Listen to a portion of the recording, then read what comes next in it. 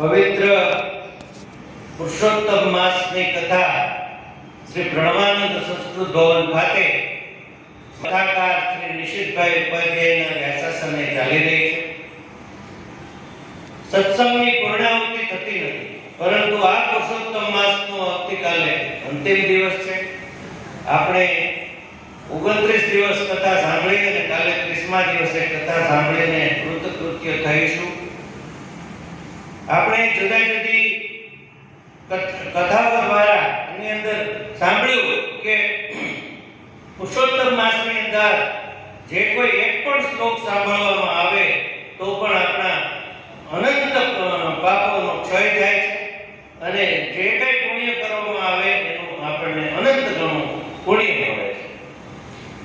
આપણા લેખકોએ, કવિઓએ આપણી જે સંસ્કૃતિ છે એનું મૂલ્ય દરેક જગ્યાએ એના પુસ્તકોમાં ને બધે કહ્યું છે. ધ્રુવાખ્યાનની અંદર જ્યારે ધ્રુવજીને એની માતાએ કહ્યું, ધ્રુવજીએ કહ્યું ઉત્તાનપાદ હતા. આ બધા જે ખરેખર ઉત્તાનપાદ નામે રાજા હતો એ બરાબર છે, પણ એની સાથોસાથ આ બધા જે નામ છે ને એ બધા રૂપકો છે. ઉત્તાનપાદ એટલે શું કે જેના પગ ઉપર છે ને માથું નીચે. એનો અર્થ શું કે આપણું જે મન છે ને એ અધોગામી છે. એટલે એને બે રાણીઓ હતી, સુનીતિ અને સુરુચિ. તો જે સુનીતિ છે એનું પાલન કરવું કઠિન છે અને સુરુચિ છે એ તો આપણને ગમે છે, એટલે એને સુરુચિ ગમતી. ત્યાર પછી એ સુનીતિનો પુત્ર ધ્રુવજી હતા અને ધ્રુવજીને કહ્યું કે ભાઈ પેલા ધ્રુવજી આવીને કહ્યું કે મને આમને ખોળામાં ન બેસાડ્યો ને હાથે. તો એની અંદર મૂલ્યો સમજાવે છે કે સુખ આપણને ક્યાંથી વાલા, નિયમ ધર્મ સ્પર્શા નથી પાયા, નથી સંતોષ્યા જોગી જતી, તપ તીરથ વ્રત કીધા નથી, જય જય વેંકુટરાય. એટલે બાળકને નાની ઉંમરથી આ જાતના સંસ્કારો આપવાના કે ભાઈ આપણે વ્રતો કરવાના છે, તપ તીરથ કરવાના છે. આપણે આપણા ધર્મની, આપણા કુટુંબની જે કોઈ પરંપરા છે એની સામે કોઈ સવાલો ઉઠાવવાનો નથી કે ભાઈ આવું શું કામ કરવું જોઈએ, મારે આનો કોઈ અર્થ નથી, આમ નથી, તેમ નથી, એવું નહીં. આજ્ઞા ગુરુનામ અવિચારણીય. એટલે આપણા જે બાપ દાદાઓ નક્કી કરી ગયા છે, આપણા ગુરુએ આપણને કહ્યું છે, તો એ આપણા ભલા માટે છે. અને ભક્તોને હંમેશા મુશ્કેલી પડી છે. સુખ દુઃખ મનમાં ન આણીએ, ઘટ સાથે રે ઘડિયા, ટાળ્યા તે કોઈથી ન ટળે, રઘુનાથના ઘડિયા. નળ રાજા સરખો નર નહીં, જેની દમયંતી રાણી, અર્ધે વસ્ત્રે વનમાં ભમ્યા, નયને નિંદ્રા તાણે. સર્વદેવને જ્યારે ભીડ પડી, સમર્યા અંતરજામી, ભાવટ ભાંગી ગુદરે, મહેતા નરસિંહ. દરેક ભક્તોને નરસિંહ મહેતા પણ એમનું ભક્તિમાં ધ્યાન હતું, લીન હતા.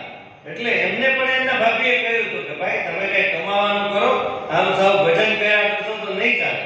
પણ એને ઈશ્વર ઉપર અનન્ય શ્રદ્ધા. એટલે ઈશ્વરે ગીતાજીમાં પણ કહ્યું છે કે તેષામહં સમુદ્ધરતા મૃત્યુ સંસાર સાગરા ભવામી ન ચિરાત પાત્ર મૈયા વેક્ષિત. એટલે કે હું એનું યોગક્ષેમ છે એ વહન કરું છું. જે લોકોને મારામાં અનન્ય ચિંતયંતોમાં ये जनः पर्युपासते तेषां नित्याभियुक्तानां योगक्षेमं મહાન. એટલે પછી એને યોગક્ષેમની ચિંતા નથી હોતી. સામાન્ય માણસને યોગક્ષેમની ચિંતા હોય, ન કમાય તો કદાચ એને મુશ્કેલી પણ પડે. પણ એનું કારણ શું છે કે એમને અનન્ય ચિત્તથી ભક્તિ કરી નથી, એટલે એને મુશ્કેલી છે. એટલે કહ્યું છે ભૂતળ ભક્તિ પદાર્થ મોટું, બ્રહ્મ લોકમાં નાહી રે, પુણ્ય કરી અમરાપુરી પામ્યા, અંતે 84 માની રે. અને છેલ્લે ભક્ત જે છે એની કેવી વિચારણી હોય છે, अब सौंप दिया इस जीवन का सब भार तुम्हारे हाथों में, हे जीत तुम्हारे हाथों में और हार तुम्हारे हाथों में. माननीय रावल साहेब અહીંયા પધાર્યા છે. એ આંતરરાષ્ટ્રીય વૈજ્ઞાનિક અને નાસા એ પણ એમના સૂચનો બધા માન્ય રાખ્યા હતા અને અવારનવાર અહીંયા પધારે છે. આપણે એમનું ખૂબ સ્વાગત કરીએ છીએ, વંદન કરીએ છીએ.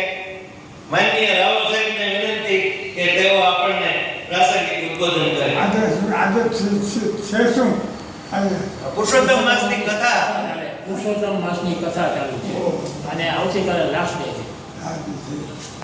હું કાંઈ બે વાગે